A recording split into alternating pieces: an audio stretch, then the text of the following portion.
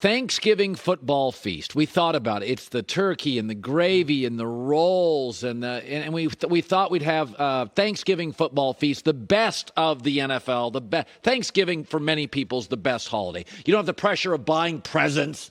You don't have the pressure, so it's a feast with family. So here we go. Here's our Thanksgiving football feast. All right, first up, let's start with quarterback, Colin. The turkey of the meal. That's going to be Mahomes. Most important meal on the table? Yeah. Patrick Mahomes? Okay. Yes. I mean, only quarterback averaging 300-plus passing yards per game. A touchdown pass to 10 different players leads the NFL. And they rebuilt last year his O-line, this year his receiving core. And it doesn't matter.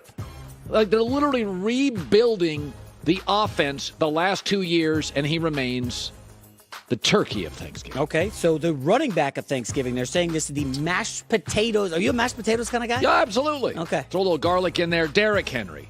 Yeah. When he's upright and healthy, on pace to lead the NFL in rush attempts and rushing yards for the third straight season. And he really defines the Titans. Is he the last running back in the league that can lead your offense? Adrian Peterson was a guy you could say, we can win multiple playoff games being led, not by a quarterback, but by Adrian Peterson. Is Derrick Henry the last remaining back you can say that? I think he is. Saquon Barkley with the Giants? But that's they're not winning. They're not going to be a top seed. Tennessee was a number one seed, and the running back is the offense. I think he's the last one. Peterson before him was the previous last. All right, let's move to wide receiver, the yams of the meal. I've never had a yam in my life. Okay. Am I missing out on something? Yeah, of course you are. Okay. Justin Jefferson. Okay. The sweetness. Yeah. Most 100-yard receiving games. He's one of those players, and there's not a lot of players like this. You can throw into double coverage, and it's not a terrible decision. You throw it down the left sideline, double coverage, smaller corner, his length, his speed, his catching radius. Generally, double coverage is but feels like Devontae Adams is a little bit of that. Sometimes you're going to throw it. They'll roll coverage over. You're still going to throw to his side. He's special. Let's go to tight end of the meal, the cranberry sauce of the Thanksgiving meal.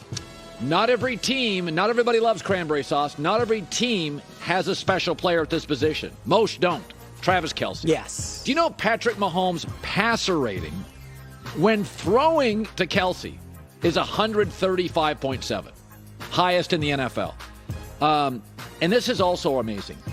On pace, 7th straight year for a tight end of 1,000-plus yards. And that's an organization that's had excellent receiving targets. This is not like an organization that is beholden to throwing to the tight end. Yeah. Great weapons everywhere. It's going to be over 1,000 yards again. It's not really anybody else like him right now in the league. A lot of good tight ends. Not a lot of Travis Kelce. All right, let's get to the highlight of the meal, the offensive line, the dinner rolls. My brother and I would fight literally over dinner rolls at every Thanksgiving. Got to have good dinner rolls. Who do you go with here? Philadelphia Eagles. Yes. PFF ranks them number one offensive line. And they also have, veteran tough guys. Jason Kelce at center, Lane Johnson. These are guys you can trust in the playoffs. Smart guys. You need 4 yards. You need pass protection. Number 6 rushing offense in the NFL. Those are veteran guys. Hard to go wrong when you got a tackle as good as Lane, a center as good as Kelce. And the center position's like the brains of the O-line. They're calling the audibles. Kelce's fantastic. Super important, yeah. All right, the defense is the stuffing of the meal. I love me some stuffing. I mean, goodness gracious. Okay, this is an easy one. Yeah. San Francisco. How about now the safety, Hufanga, has become a star. Yeah. Bosa on the edge, star. Fred Warner, linebacker, star.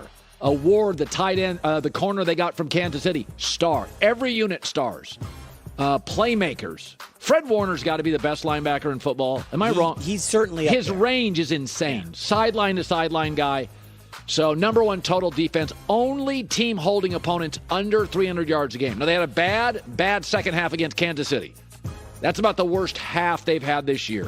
A lot of speed, getting healthier, playmakers, forced turnovers, smart. A lot of veterans been around. Really a smart defense. All right, we will go next to the head coach, the gravy of the meal. Boy, Gravy, stuffing, mashed potatoes. I'm getting hungry now. Yeah, Andy Reid.